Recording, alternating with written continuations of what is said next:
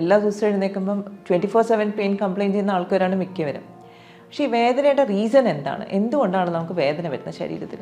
അപ്പോൾ അത് തലവേദനയാകാം, മുട്ടുവേദനയാവാം, നടുവേദനയാകാം, chest pain ആകാം. It can be anywhere in the body. ഇതൊരു ഫിസിക്കൽ പെയിൻ അല്ല, ഇതൊരു സൈക്കോളജിക്കൽ പെയിൻ ആണ്. അതായത് സൈക്കോസൊമാറ്റിക് ബാക്ക് പെയിൻ എന്ന് വേണമെങ്കിൽ നമുക്ക് പറയാം.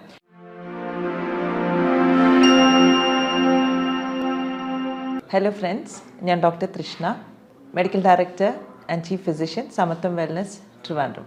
പലപ്പോഴും നമ്മുടെ ഒരു ക്ലിനിക്കിൽ എപ്പോഴും നമ്മൾ കണ്ടുവരുന്ന ഒരു കണ്ടീഷനാണ് പെയിൻ, അല്ലേ? പെയിൻ വരാത്തവരാരുമില്ല. എല്ലാ ദിവസവും എഴുന്നേൽക്കുമ്പം 24/7 പെയിൻ കംപ്ലയിൻറ്റ് ചെയ്യുന്ന ആൾക്കാരാണ് മിക്കവരും. പക്ഷേ ഈ വേദനയുടെ റീസൺ എന്താണ്? എന്തുകൊണ്ടാണ് നമുക്ക് വേദന വരുന്നത് ശരീരത്തിൽ? പലപ്പോഴും നമ്മൾ വിചാരിക്കുന്നത് വെച്ചാൽ ഒരു മസിൽ പെയിൻ ആയിരിക്കും, എന്തെങ്കിലും ഒരു ബാം തടകി അല്ലെങ്കിൽ ഒരു കുഴമ്പ് തേച്ചു, ഇത് മാറി. പക്ഷേ പെയിൻ എന്ന് പറയുന്നത് ഇറ്റ്സ് എ സിംറ്റം, ഒരു അണ്ടർലൈങ് ഒരു കണ്ടീഷൻ്റെ സിംറ്റമാണ് പെയിൻ. അപ്പോൾ അത് തലവേദനയാകാം, മുട്ടുവേദനയാവാം, നടുവേദനയാകാം, ചെസ്റ്റ് പെയിൻ ആകാം.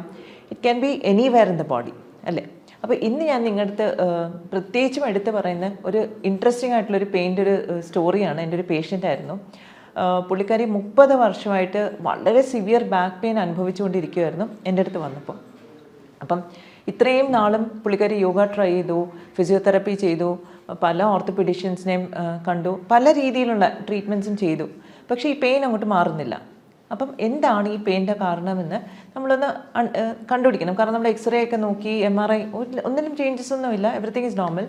Only thing what she was complaining is severe pain. ഒരു പൊസിഷനിൽ കുറച്ച് നേരം ഇരുന്ന് കഴിയുമ്പോഴത്തേക്ക് വളരെ കടുത്ത പെയിൻ വരുന്നു. പിന്നെ പൊസിഷൻ മാറി കഴിയുമ്പം കുറച്ചൊന്ന് മാറും. അപ്പം ഡെഫിനറ്റ്ലി പൊസിഷൻ എന്ന് പറയുമ്പോൾ തന്നെ നമ്മൾ ആദ്യം തന്നെ സ്ട്രൈക്ക് ചെയ്യുന്ന പോസ്ചറൽ പെയിൻ ആയിരിക്കും. അതായത് ഒരു പൊസിഷനിൽ വന്ന് ട്രിഗർ ചെയ്യുന്ന പെയിൻ ആണെന്നാണ്. പക്ഷേ ഒരു മെഡിക്കൽ എക്സാമിൻ ചെയ്തപ്പോഴത്തേക്ക് മസ്കുലർ ചേഞ്ചസ് ഒന്നുമില്ല, സ്പൈനിന് ചേഞ്ചസ് ഒന്നുമില്ല. അപ്പം ഇങ്ങനെ വന്നപ്പോഴത്തേക്ക് ഞാൻ കുറച്ച് ഡീപ്പായിട്ടൊന്ന് ഒരു സൈക്യാട്രിക് അല്ല ഒരു സൈക്കോളജിക്കലി ഓറിയൻറ്റഡ് ഹിസ്റ്ററിയും കൂടെ എടുത്തു. അപ്പോഴാണ് മനസ്സിലാക്കിയത് കല്യാണം കഴിഞ്ഞ് ഒരാഴ്ച കഴിഞ്ഞപ്പോഴാണ് ഈ പെയിൻ സ്റ്റാർട്ട് ചെയ്തത്. അപ്പം നാച്ചുറലി അതിനു മുമ്പേ 18 വയസ്സിലുള്ള ഒരു കല്യാണം, അതിനു മുമ്പേ യാതൊരു ഹെൽത്ത് ഇഷ്യൂസും ഇല്ലാത്ത ഒരു ലേഡി കല്യാണം കഴിഞ്ഞ ഉടനെ പെയിൻ സ്റ്റാർട്ട് ചെയ്തു. And when I went deep into the history, what I understood was that ഈ ലേഡിക്ക് ഈ കല്യാണമായിട്ട് ഒട്ടും പൊരുത്തപ്പെട്ട് പോകാൻ പറ്റിയില്ല. കാരണം 10-15 വയസ്സ് എൽഡറാണ് ഈ ഹസ്ബൻഡ്.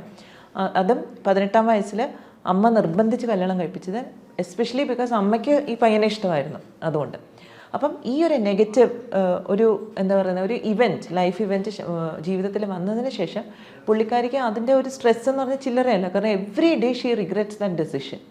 അപ്പോൾ അങ്ങനെ ഇരിക്കുക. അത് മാത്രമല്ല ഹസ്ബൻഡും അമ്മയും തമ്മിൽ വളരെ ക്ലോസ് ആണ്. അതുകൊണ്ട് ഈ പുള്ളിക്കാരിക്ക് ഇത് വിട്ടുപോകാനും പറ്റുന്നില്ല എന്നുള്ളൊരവസ്ഥയായിരുന്നു.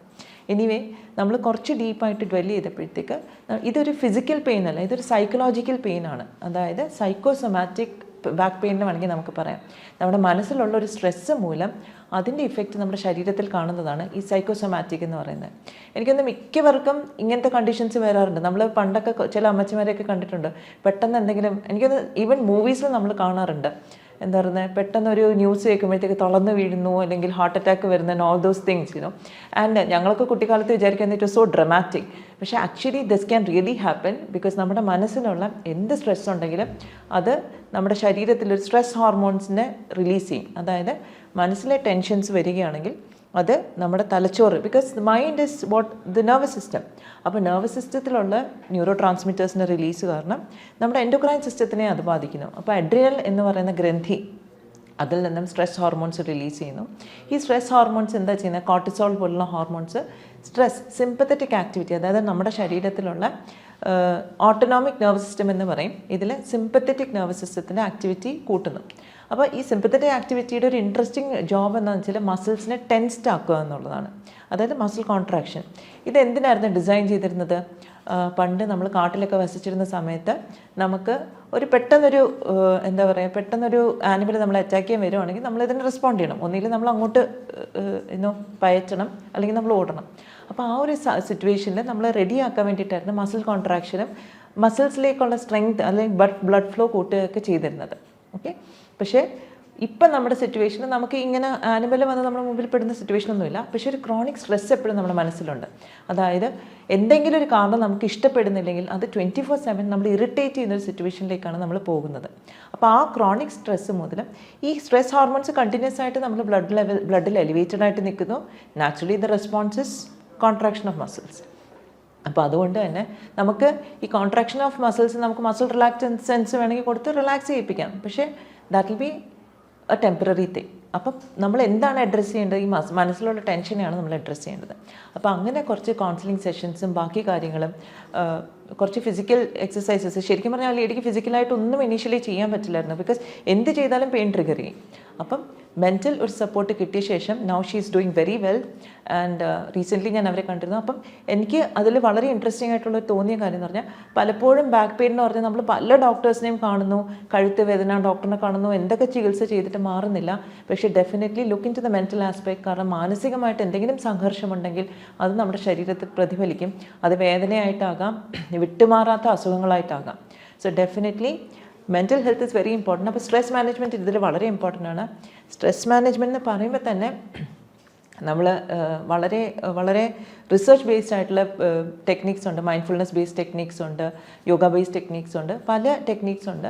അപ്പം we can just start with simple techniques. നമ്മുടെ വീട്ടിൽ തന്നെ നമുക്ക് ചെയ്യാവുന്ന ടെക്നിക്ക് എന്താണെന്ന് വെച്ചാൽ നമുക്ക് ബ്രെത്ത് അവെയർനെസ് എന്നുള്ളതാണ്. അതായത് ശ്വാസത്തിൽ നമ്മൾ ശ്രദ്ധിക്കുക. പക്ഷേ ഈ ശ്വാസത്തിൽ ശ്രദ്ധിക്കാതിരിക്കുമ്പോൾ എന്ത് പറ്റുമെന്ന് പറയട്ടെ, ഈ ചിന്ത ഇങ്ങനെ കൂടുതൽ വരും, നമ്മളിങ്ങനെ കൂടുതൽ അലട്ടും. അപ്പോൾ അതുകൊണ്ട് തന്നെ നമ്മൾ ഇനീഷ്യലി ഒരു ഗൈഡഡ് ആയിട്ട് ഒരാളുടെ സഹായത്തോടുകൂടെ ചെയ്യുന്നതായിരിക്കും നല്ലത്. ഒരു നമുക്ക് സ്വയം ചെയ്യാൻ പറ്റുന്ന ഒരു പര്യാപ്തമാകുന്നൊരു സമയം വരെ ഗൈഡഡ് ആയിട്ട് ചെയ്യുക. അതിനുശേഷം maybe you will be able to do it on your own. അപ്പം ഡെഫിനറ്റ്ലി ഈ മെഡിറ്റേഷൻ പ്രാക്ടീസ് വളരെ ഇഫക്റ്റീവാണ്. അപ്പോൾ മെഡിറ്റേഷൻ നമ്മൾ പറയുമ്പോഴത്തേക്ക് നമ്മൾ വിചാരിക്കും അതിലെ മന്ത്രം ചാൻറ്റ് ചെയ്യുന്നുണ്ടോ? അങ്ങനെയൊന്നുമില്ല. This is very simple breath awareness. Anybody can do it, any age group people can do it. ഇത് ചെയ്യുമ്പോൾ തന്നെ നമ്മുടെ മനസ്സിൽ എന്താണ് നമ്മൾ അലട്ടുന്നത് നമുക്ക് തിരിച്ചറിയാൻ സാധിക്കും, അതിനെ നമുക്ക് അഡ്രസ്സ് ചെയ്യാൻ സാധിക്കും. അതോടുകൂടെ നമ്മുടെ ഫിസിക്കൽ എയിൽമെൻറ്റ് പോലും നമുക്ക് മാറ്റാനായിട്ട് സാധിക്കും. അപ്പം ഡെഫിനറ്റായിട്ടും എനിക്കൊന്ന് കേരളീയ ജനത എല്ലാവരും ചെയ്യേണ്ട ഒരു കാര്യമാണ്. കാരണം എൻ്റെ എബ്രോഡിലുള്ള സിസ്റ്ററൊക്കെ പറയുന്നത് വെച്ചാൽ കേരളത്തിലോട്ട് വരാൻ പേടിയാണ്. Because of the crime rate and the news that is happening around us. അപ്പം അതും ഒരു കോൺസ്റ്റൻറ്റ് സ്ട്രെസ്സാണ് ശരിക്കും പറഞ്ഞാൽ നമുക്ക്. അപ്പോൾ definitely we all should learn stress management. I hope this video was helpful for you. Thank you very much.